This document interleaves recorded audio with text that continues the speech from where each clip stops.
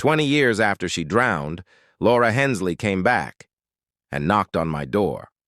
3 slow knocks. Silence. When I opened it, she was standing there, hair dripping, red scarf around her neck, and smiling like nothing had happened. Laura Hensley's grave sits at the far edge of Willow Bend Cemetery, under the crooked oak where the ground never dries. Folks say the tree's roots keep breaking the coffin. Others say she doesn't rest easy. I knew her when we were kids. We shared a bus seat all through middle school, carved our initials into the same sycamore tree down by the creek, and once promised we'd leave this town together.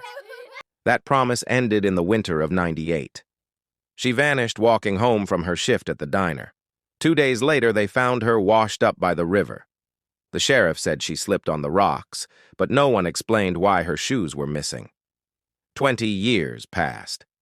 I moved into a small house on Main Street. Got used to quiet nights and familiar routines. I didn't think about Laura much anymore, until last Thursday. Seeing her in my doorway was like watching a photograph come to life. The same pale skin, the same piercing eyes, and that same red scarf fluttering faintly in a wind I couldn't feel. She looked at me for a long moment. Then she said my name. She said my name like she'd just seen me yesterday, not 20 years ago. Her voice was soft, almost hesitant, like she wasn't sure I'd answer. "Laura," I whispered back. My hand stayed on the doorframe, as if part of me was holding on to the present, afraid to step into the past. "May I come in?" she asked. I stepped aside without thinking. She walked in slowly, brushing a strand of wet hair from her cheek, the red scarf still snug around her neck. I noticed it wasn't frayed or faded like you'd expect after all these years. The living room light felt too bright. She sat down on the couch like she'd been here before, but she never had. Her eyes wandered across the shelves, the pictures, the little things you stop noticing when you see them every day. "You kept the creek photo," she said, nodding toward the framed picture of us as kids sitting on that sycamore log. I felt my chest tighten. "Yeah, I never got rid of it." For a moment, neither of us spoke. Outside, the wind shifted, carrying the faint smell of rain.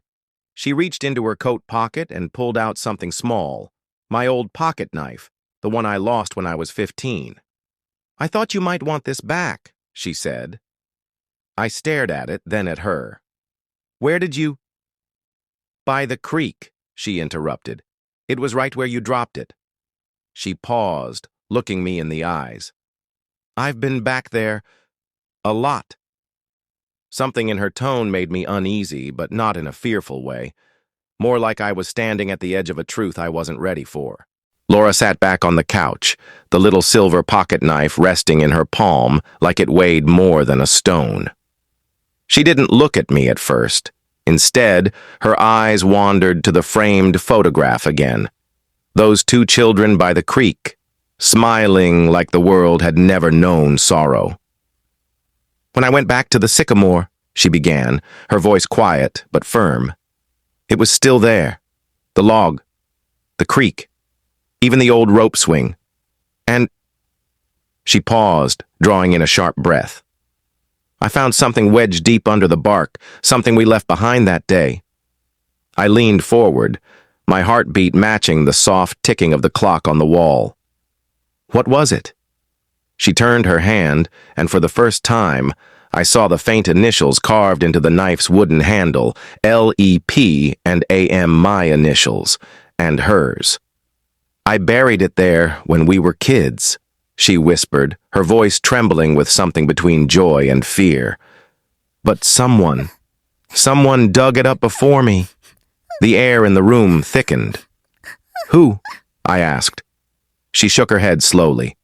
"I don't know. But I saw footprints, fresh ones, and they weren't mine."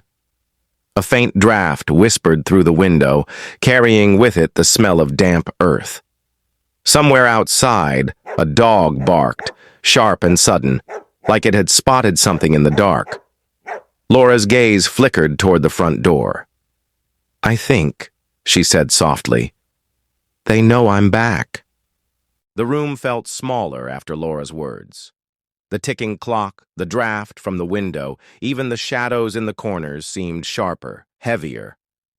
I tried to speak, but Laura was already standing. She slipped the little knife into her coat pocket and moved toward the door as though she'd been waiting for this moment her whole life. "Laura, wait," I said, rising. "You can't just walk out there. If someone's following you—" Her eyes met mine. There was fear in them, yes, but something stronger, too. Resolve. "They aren't following me," she said quietly. "They've been waiting, just like I've been waiting." Before I could argue, the dog barked again outside, closer this time, sharp enough to rattle the night air. Laura opened the door, and the cool wind swept in, carrying with it the scent of earth and leaves, of something old and familiar. We stepped out together. The street was empty. Only the moon watched us, and then I saw it. Faint impressions in the dirt path leading toward the edge of town. Footprints, fresh, heading straight for the creek. Laura didn't hesitate. She followed them, her scarf catching the breeze like a banner. I trailed behind, my chest tight with a mix of dread and wonder. When we reached the sycamore tree, the world seemed to hold its breath. The rope swing creaked gently in the wind. The water murmured softly against the rocks. And there, standing on the log where we once sat as children, was a figure. Not shadow, not ghost, but a man. Older now, but unmistakable. "Adam," Laura whispered, clutching my arm. "Do you see him?" I nodded, my throat dry.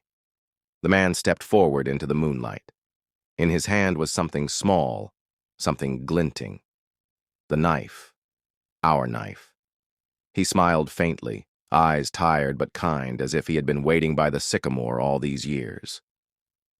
"You came back," he said. And in that moment, the creek, the tree, the years between, it all folded into one truth neither of us could ignore. We hadn't just been remembering the past had been remembering us. And that's how our story ends. But the mysteries of old America never truly fade away. If you enjoyed this tale, don't let it be the last.